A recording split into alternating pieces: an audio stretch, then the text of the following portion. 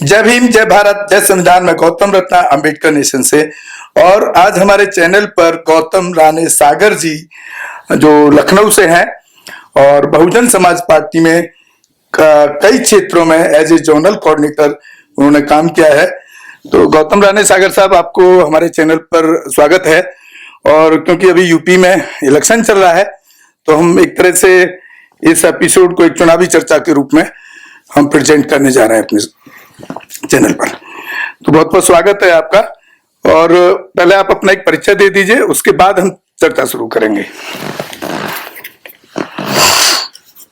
सबसे पहले मैं अंबेडकर नेशन चैनल द्वारा आयोजित परिचर्चा में या साक्षात्कार में आमंत्रित करने के लिए गौतम रत्ना जी का आभार व्यक्त करता हूं और इनके दर्शकों का भी विशेष तौर से आभार व्यक्त करता हूं। हमें गौतम राणे सागर कहते हैं। बहुजन आंदोलन में 88 में जुड़ने का मौका मिला जब मान्यवर कांशीराम जी चुनाव लड़ रहे थे इलाहाबाद में बीपी सिंह जी के खिलाफ, और इसके बाद उनके साथ रह करके बड़े करीब से इस आंदोलन को, बहुजन समाज के आंदोलन को समझने का मौका मिला है। काफी लंबे समय तक बहुजन समाज पार्टी से जुड़े रहे हैं और इसके बाद 15 मार्च 2019 को हमने बहुजन समाज पार्टी की सदस्यता से अपने आप को अलग किया और प्रगतिशील समाजवादी पार्टी के सदस्यता ग्रहण की। लंबे समय तक राष्ट्रीय प्रवक्ता के रूप में हम वहां काम करते रहे। आजकल राष्ट्रीय महासचिव हैं प्रगतिशील समाजवादी पार्टी के। फिर भी हमारा आंदोलन एक ही है कि संविधान का संरक्षण कैसे हो सके, तो इसलिए इस बात को ध्यान में रखते हुए हमने एक संविधान संरक्षण मंच बनाया है जिसका उद्देश्य है कि पूरे देश में जो एजुकेशनल इंस्टीट्यूशंस की एक चेन कैसे बनाई जाए और खासतौर से बहुजन समाज जो बार बार अनएम्प्लॉयमेंट की समस्या झेलता रहता है और एम्प्लॉयमेंट के लिए केवल सरकार की तरफ देखता है, तो सरकार की तरफ देखना बंद करे, आत्मनिर्भर कैसे हो। कुछ लोगों ने आत्मनिर्भर शब्द को हो सकता है कॉपीराइट बना लिया हो कि उनकी अपनी अलग समस्या हो सकती है, लेकिन बाबा साहब डॉक्टर अंबेडकर को दृष्टिगत करें, उनके आंदोलन को दृष्टिगत करें, उनके विचारों को दृष्टिगत करें, उनकी दूरदर्शिता को दृष्टिगत करें और खास तौर से जो समाज मार्जिनलाइज समाज था, उपेक्षित समाज था, उस उपेक्षित समाज को किस तरह से उन्हें अपने पैरों पे खड़ा किया जा सकता है, आत्मसंबल प्रदान किया जा सकता है, आत्मनिर्भर बनाया जा सकता है। खासतौर से उसका जो कॉन्फिडेंस ब्रेक है, उस ब्रेक कॉन्फिडेंस को किस तरह से रिसरेक्ट किया जा सकता है, उन्हीं विचारों को, बाबा साहब डॉक्टर अंबेडकर के विचारों को हमने ध्यान रखा है और उसी आधार पर आंदोलन को बढ़ा रहे हैं। एक बार फिर अंबेडकर नेशन के दर्शकों को बहुत बहुत आभार, बहुत बहुत धन्यवाद कि आज हम आपके बीच हैं और उम्मीद है कि आपको शायद ये पसंद भी आएगा। जो चर्चा हम करना चाहते हैं देश के लिए, राष्ट्र कैसे बनता है, उसके लिए आपको पसंद आएगा। बहुत बहुत धन्यवाद। सर, अभी जिस तरह से अभी इलेक्शन चल रहे हैं और आप देख रहे होंगे जो नेशनल मीडिया है, नेशनल मीडिया क्या, मैं तो मनुवादी मीडिया कहता हूं उस मीडिया को, जिसका शिकार मैं भी कहीं ना कहीं हूं। वो मनुवादी मीडिया खास तौर से बैसेपा को बहुत अंडर एस्टिमेट करके दिखा रहा है। तो या आप जैसे कि आपने कहा कि कुछ अभी हम जो ऑफ कैमरा डिस्कस कर रहे थे तो आपने बताया कि बदलाव हो रहा है, तो वो ये बदलाव और उस तरफ जो मीडिया है वो अंडर एस्टिमेट दिखा रहा है। तो बदलाव के आपके क्या मायने हैं? मतलब बदलाव में क्या क्या सरकार बदलने जा रही है या वही सरकार आने के चांसेस बन रहे हैं, या उस बदलाव के बाद आपको किसकी सरकार की लग रहा है कि किसकी सरकार बन सकती है? क्योंकि यहां पर एक बड़ी विडंबना कहूंगा मैं इसको कि बैसेपा और सेपा का गठबंधन नहीं हुआ, तो मुझे जो लगता है कि शायद इससे दोनों को लॉस ना हो जाए कहीं। बाकी आप यूपी से बिलोंग करते हैं तो आप ज्यादा कहीं अच्छे से प्रकाश उस पर डाल सकते हैं। एक बार फिर से धन्यवाद गौतम रत्ना जी आपका। बड़े ही ज्वलंत मुद्दे जो आज खासतौर से उत्तर प्रदेश ही नहीं बल्कि देश के सामने है, उस पर केंद्रित करके आपने अपने प्रश्नों को केंद्रित किया है, रखा है और अपने दर्शकों के सामने भी ले जाना चाहते हैं, अपने व्यूवर्स को इस बात को रखना चाहते हैं। अंडर एस्टिमेट और अंडर वैल्यूड शब्द अगर हम यूज करें कि कहा जाता है कि भाजपा को अंडर वैल्यूड किया गया है, और खास तौर से जो मनुवादी मीडिया आपने प्रयोग किया है, तो मनुवादी मीडिया नहीं, हम कुछ उससे और आगे बढ़ते हैं जो साधारण लोगों को बड़े आसानी से समझ में आ जाए। हम इसको गोबर मीडिया कहते हैं और गंवार पत्रकार की परिभाषा में इसको लाते हैं। गोबर मीडिया इसलिए कहते हैं कि मीडिया का काम है आर्टिकल 19 के तहत जो कमेंट पास किए गए हैं भारतीय संविधान में, उसमें यह कहा गया है कि मीडिया को इस बात का ध्यान रखना चाहिए कि what you are going to broadcast you have to be insured that is factually wrong और राइट। अगर वो राइट नहीं है तो फिर आप इस बात के लिए इंटाइटल नहीं है कि आप उसको प्रचारित करें, आप उसको प्रसारित करें। अगर उसको प्रचारित और प्रसारित किया जाता है तो इसका मतलब ये लगता है कि जैसे पहले कहते हैं, पहले अखबार छपते थे बिकने के लिए, अब अखबार बिक करके छपते, ये अंतर आ गया। जब ये अंतर आएगा तो इसको एक ही भाषा से सर इसको मैं ऐसे देखूं कि मतलब अखबार छपने से पहले बिक जाता है, यानी कोई ना कोई उसके पीछे ऐसे कोई व्यापारी वर्ग या कोई भी ऐसा सेक्शन कि उस अखबार को खरीद लेता है कि भाई कल से ये खबर आप छपवा दीजिए या इलेक्ट्रॉनिक मीडिया में ये चलवाइए। एग्जैक्टली यही हो रहा है, एग्जैक्टली यही हो रहा है कि आप ये भी देखेंगे कि जितनी भी मीडिया हाउसेस हैं, वो मीडिया हाउसेस तकरीबन पहले कभी 60% सुभाष चंद्रा जी के पास होते थे और वो सब आजकल मुकेश अंबानी के पास चले गए हैं। रेस्ट जितने भी चैनल हैं वो गौतम अडानी के पास चले गए हैं, और उससे भी आगे अगर कुछ बढ़ता है तो दो एक चैनल हैं जिसको बड़े ईमानदार चैनल के रूप में माना जाता है, जैसे न्यूज 24 को ईमानदार चैनल के रूप में माना जाता है, एनडीटीवी को ईमानदार चैनल के रूप में माना जाता है। बावजूद इसके अंडर टेबल प्रभावित करने के लिए इन चैनलों में भी जो रामदेव के प्रोडक्ट के एडवर्टीजमेंट आते हैं, तो ऐन मौके पे जब सारे चैनल, आज जो सरकार भ्रष्टाचार जननी पार्टी की सरकार चल रही, बीजेपी का क्या फुल फॉर्म होता है हमें नहीं मालूम, क्या लोग कहते हैं, लेकिन हमने जो अभी तक अनुभव किया है उस फुल फॉर्म का मतलब है बीजेपी का भ्रष्टाचार जननी पार्टी।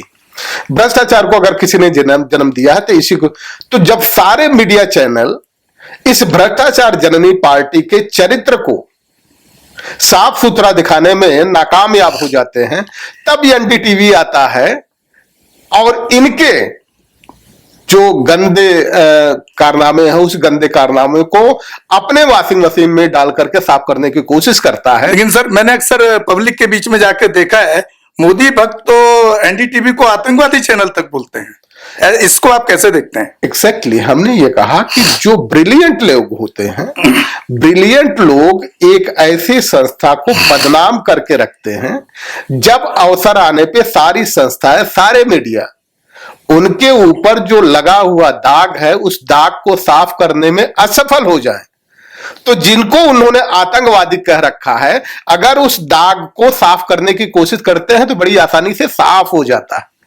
इसलिए रणनीति के तहत कुछ ऐसे चैनल रखे जाते हैं जिनको आतंकवादी तो कहा जाता है। आप कभी देखेंगे जब ईवीएम पे बात आती है, ईवीएम का जब फुल फॉर्म आया था, इलेक्ट्रॉनिक वोटिंग मशीन आया था, आजकल ईवीएम का फुल फॉर्म बदल गया, एवरी वोट मैन हैंडल्ड, कि हर वोट के साथ छेड़खानी की जा सकती है। तो जब ये शब्द आया तो आप एनडीटीवी को आप देखेंगे, सबसे पहले जब भी कभी भी चुनाव का जब रिजल्ट आने वाला होता है तो सबसे पहले एनडीटीवी काफी आगे दिखाता है किसी को, और ये कहता है कि हमारे पास ये रिजल्ट आ रहा है, और बाद में सबसे पीछे एनडीटीवी हो जाता है। तो इसकी कुछ ना कुछ वजह होगी। इसको कहते हैं कि ब्रिलियंट लोग चलाते हैं, ये ब्रिलियंट लोग चलाते हैं। तो ब्रिलियंट लोग किस तरह से अपने जो इमेज डैमेज हो गई है उस डैमेज को कैसे कंट्रोल किया जाता है बड़ी बारीकी से करते हैं। तो एनडीटीवी को अगर आप ये मान के चलते हैं कि वो बहुजन के हित की बात करता है तो इस गलतफहमी में पड़ने की जरूरत नहीं है। वो एक ऐसा मोहरा है कि जब सारे मोहरे उनके पिट जाएंगे तब उस मोहरे को काम पे लगाया जाता है। सर आपने अभी बहुजन शब्द का इस्तेमाल किया, मेरा आपसे सवाल है, आप साहब काशीराम जी के जमाने से जिस तरह से आपने बताया कि लगातार आप काम करते रहे हैं, ये बहुजन मूवमेंट और बैसेपा में क्या संबंध है, क्या और क्या डिफरेंस है काशीराम जी और मायावती जी के बहुजन में और बहुजन समाज पार्टी को चलाने में? आपने इस अंतर को किस तरह से अब तक देखा है? मान्यवर कांसी, जहां तक मैं समझ रहा हूं आपने पार्टी छोड़ी है तो कहीं ना कहीं कुछ नाराजगी या कोई ना कोई ऐसी चीजें रही होंगी जिससे आप दुखी रहे होंगे। न हम दुखी हैं और न ही हम नाराज हैं, क्योंकि दोनों का हक जिस दिन मान्यवर कांसीराम जी के लिए और बाबा साहब डॉक्टर अंबेडकर की विचारधारा के लिए हमने अपने आप को समर्पित कर दिया, तो नाराजगी और दुखी होने दोनों का जो अधिकार है वो हमने खो दिया था।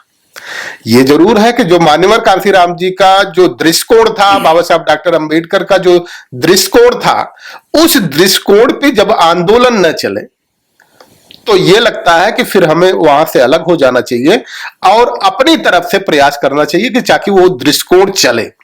जब इस बीच में मेरा एक कड़वा सवाल है जिससे मैं भी बहुत परेशान रहता हूं, क्योंकि मैंने भी 1984 से बैसेपा में लगातार काम किया और पिछले 3 साल से मैं कोई वर्किंग नहीं कर रहा हूं। अब एक पहले साहब के टाइम में एक आंदोलन चला करते थे, कई सारे आंदोलन चले, जाति तोड़ो समाज जोड़ो, या मंडल कमीशन लागू करो नहीं तो कुर्सी खाली करो। ये सब जो आंदोलन साहब काशीराम चलाते थे उस जमाने में, वो सब सड़क के आंदोलन हुआ करते थे। आपने भी देखा होगा इंडिया गेट पे कितने लोगों के सर भी फूटे होंगे उनके आंदोलन। आज जो बैसेपा का जो समर्थक है, क्योंकि आपने अभी जल्दी जल्दी छोड़ा है तो कल तक आप भी बैसेपा के लिए काम कर रहे थे, आज वो बैसेपा का समर्थक इतने में सेटिस्फाई कैसे हो जाता है कि एक बहन जी ने ट्वीट कर दिया और आंदोलन हो गया या आवाज उठा दी, तो वो ट्वीट को कितने लोग उसको देखते होंगे? क्योंकि गांव का जो आदमी है उसको थोड़ी पता है ट्वीट पे मायावती जी ने क्या बोला है। इन चीजों को कैसे देखते हैं आप? देखिए, मान्यवर कांसीराम जी जब आंदोलन चला रहे थे तो वो उनको पता था मैसेज एंड मैसेंजर, दो ऐसे शब्द होते हैं जो किसी भी आंदोलन को खड़ा कर सकते हैं, किसी भी आंदोलन को खड़ा करने के बाद उसको सफल होने की प्रक्रिया में ले जा सकते हैं।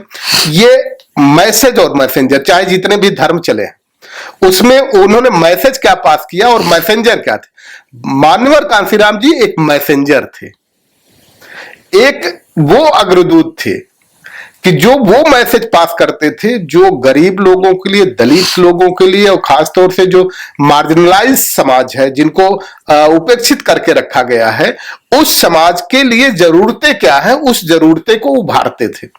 इसलिए बहुजन, जब मान्यवर कांसीराम जी चला रहे थे तो उस समय भी बीएसपी थी, लेकिन उस समय बीएसपी का full form Bahujan Samaj party हुआ करता था कि बहुजन समाज के हितों को ध्यान में रख करके ये पार्टी काम करेगी। आप क्या कहना चाह रहे हैं कि उस टाइम बहुजन समाज पार्टी था, बीएसपी का मतलब आज कुछ और हो गया है? हाँ, निश्चित तौर पे इसको हम कह सकते हैं। कुछ साथी को बुरा लग सकता है, लेकिन उनसे हम अनुरोध करेंगे कि बुरा मानना आपका अधिकार है, आपको बुरा मानना चाहिए, लेकिन बुरा मानने के अंदर दरमियान ये जरूर आपको कोशिश करनी चाहिए कि जो हम कह रहे हैं उसका एक गंभीर विश्लेषण करिए। तो आपने जैसा कहा कि पहले मान्यवर कांसीराम जी धरातल पे कार्यक्रम चलाते थे, वो मैसेंजर थे, मैसेज पास करते थे। आजकल कबूतरबाजी चल रही है। जब कबूतरबाजी चल रही है तो कबूतरबाजी लोग करने वाले लोग ट्विटर पे आ गए। उनको ये समझ में आ गया कि शायद कि बहुजन समाज का एक एक लड़का, एक एक व्यक्ति, एक एक महिला, एक एक बेटी पूरी तरह से शिक्षित और प्रशिक्षित हो चुकी है। अगर ये कहा जाए तो प्रश्न ये उठता है कि 4-4 बार मुख्यमंत्री होने के बावजूद अगर उस समाज की बेटी बलात्कार का शिकार हो जाती, उनके नौजवान बच्चों की हत्या हो जाती, तो क्या करेंगे? इस 4-4 बार के मुख्यमंत्री पद को चाटेंगे, क्या करेंगे? लेकिन सर, उनके सरकार के टाइम में तो ये घटनाएं नहीं होती थी। प्रश्न ये नहीं उठता है। हाँ, प्रश्न ये उठता है कि उसके लिए हम मायावती जी को तो जिम्मेदार नहीं ठहरा सकते। हाँ, उनके 4 बार के मुख्यमंत्री बिल्कुल ठहरा सकते हैं। आपका प्रश्न जायज है कि नहीं ठहरा सकते, लेकिन हम प्रमाण प्रस्तुत कर रहे हैं ना कि बिल्कुल ठहरा सकते हैं। एक बार के मुख्यमंत्री और एक बार 18 दिन के प्रधानमंत्री चौधरी चरण सिंह बनते हैं तो आज आलम यह है कि जो जहां जाट खड़ा हो जाए दूसरे की आवाज नहीं उठती। 3 बार मुख्यमंत्री मुलायम सिंह यादव होते हैं, एक बार मुख्यमंत्री अखिलेश यादव होते हैं, तो आज यादवों को मार्शल कौम मान लिया जाता है। तो क्या वजह है कि 4-4 बार जो मुख्यमंत्री रही उसका समाज अत्याचार करने के लिए नहीं, अपनी सुरक्षा भी नहीं कर पा रहा। वजह क्या है? हाँ, इसके पीछे क्या वजह नजर आती है? इसकी साफ साफ वजह यह है कि हम ये मान लेते हैं कि 3 बार मुख्यमंत्री जब आप बनी तो भारतीय भ्रष्टाचार जननी पार्टी के दम पे आप सरकार चलाई, तो हो सकता है आपका बहुत मजबूरियां आपके साथ मजबूरियां रही होंगी। कहते हैं कुछ तो मजबूरियां रही होंगी, वरना कोई यूं ही बेवफा नहीं होता। तो आपके समाज के प्रति बेवफा होने की वजह तो समझ में आती है। लेकिन 2007 से लेकर के 2012 तक जब मुख्यमंत्री आप थी, तो जो शेड्यूल कास्ट की आबादी थी, बस्तियां थी, उन बस्तियों में 2-4 लोग ऐसे थे जो असलहे रख सकते थे। अगर आप उनका लाइसेंस दे देते, एक शेड्यूल कास्ट की बस्ती में अगर 4-5 असलहे हो जाते तो किसी की औकात नहीं थी उस तरफ घूर के देख लेता। बहन बेटियों की इज्जत पे डाका डालना तो अलग बात, लेकिन आपने उस समय किसी को असलहा दिया ही नहीं, तमाम फाइलें पड़ी रही।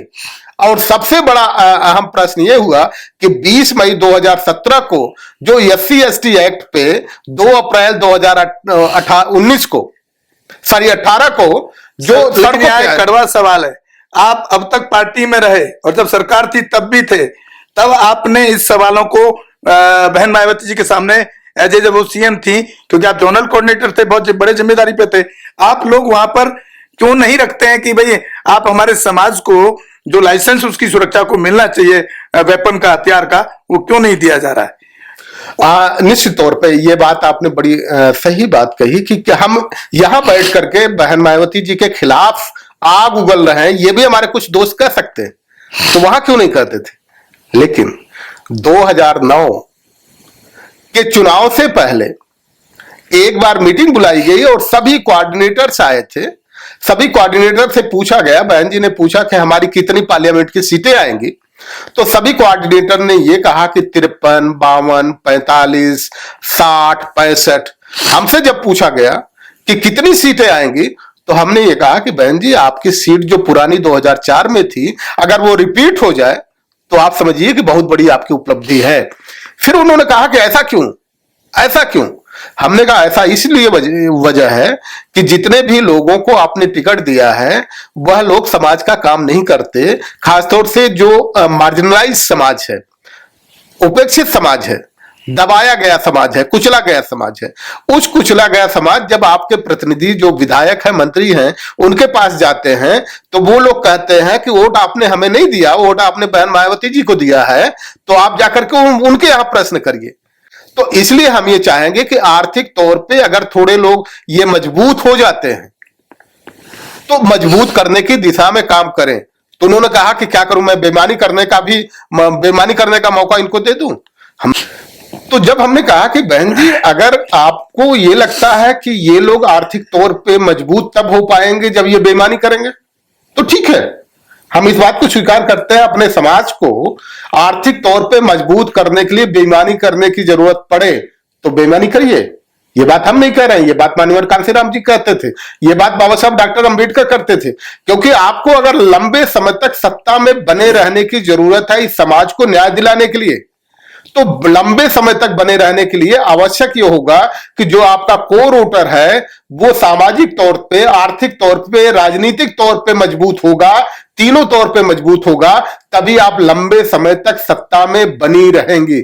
फिर उनका जवाब था कि आप अपने लिए बेईमानी का मौका ढूंढ रहे हैं, समाज के लिए बेईमानी का मौका नहीं ढूंढ रहे।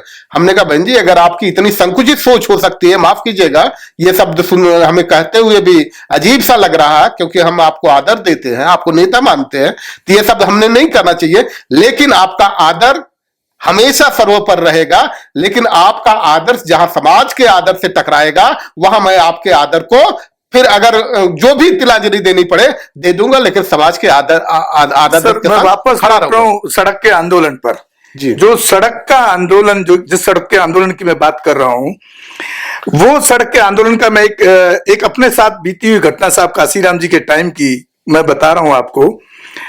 मेरे साथ में जब वो इलेक्शन दिल्ली से लड़ रहे थे, जब चाकुओं से अटैक हुआ, तो अगले दिन उस अटैक के विरोध में, क्योंकि पुलिस ने कोई कार्रवाई नहीं की, ना एफआईआर लिखी दिल्ली पुलिस ने, ये दिल्ली का मामला है।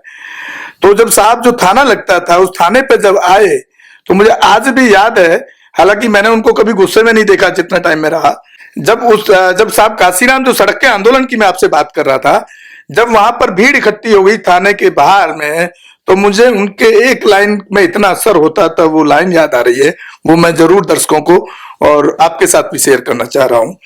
जब वहां एजिटेशन पे थे तो कई हजार लोग इकट्ठे थाने के सामने हो गए, तो इवन देन की पुलिस हिल गई, डीसीपी, दिल्ली का कमिश्नर, सबकी हालत खराब, एलजी भंडारी हुआ करते थे उसकी हालत खराब। साहब काशीराम जी ने एक ही वहां लाइन में पूरे पब्लिक को ऐसे कर दिया कि मुझे आज तक ऐसे लाइन के थ्रू कोई मोटिवेट करने वाला नेता अभी तक नजर नहीं आता है।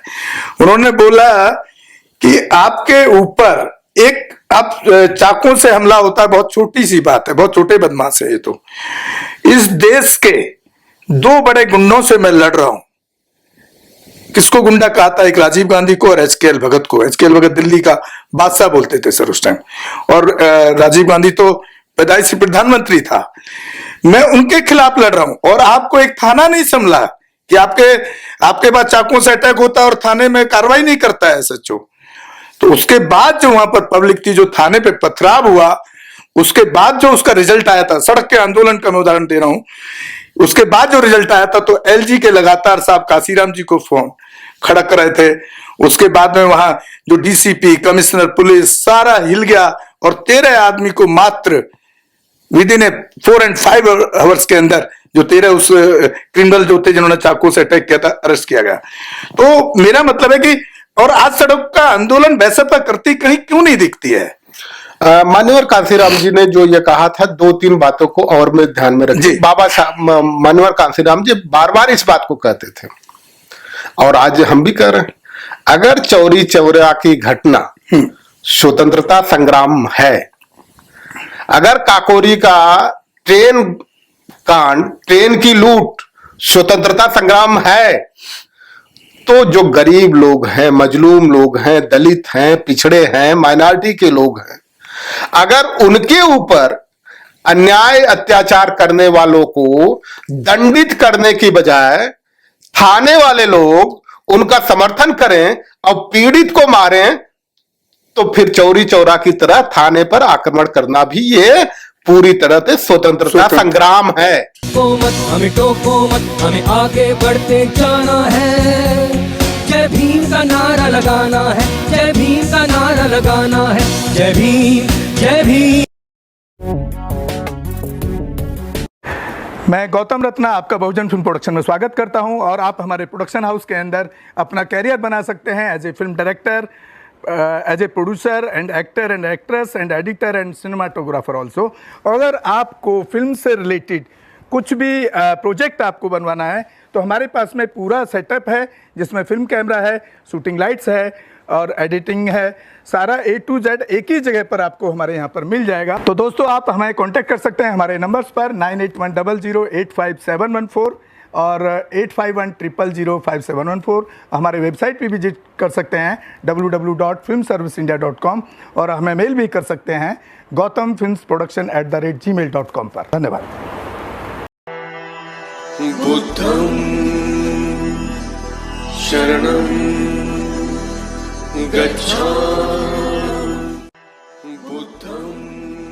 अंबेडकर नेशन चैनल आर्थिक समस्या से गुजर रहा है। अगर आप बहुजन समाज में बाबा साहेब अंबेडकर और तथागत बुद्ध की विचारधारा को अधिक से अधिक लोगों तक पहुंचाना चाहते हैं तो हमें आर्थिक सहयोग प्रदान करें, ताकि हम अपने चैनल के माध्यम से देश विदेश में समता, बंधुता, एकता और संवैधानिक अधिकारों को ज्यादा से ज्यादा लोगों तक पहुंचा सकें। आप अपनी सहायता राशि नीचे लिखे खाते में जमा करा सकते हैं। खाता धारक गौतम रत्ना, खाता संख्या 316957686551, IFSC कोड SBIN 0060336, बैंक भारतीय स्टेट बैंक। आप हमारे बैंक खाते का विवरण स्क्रीन पर भी देख सकते हैं।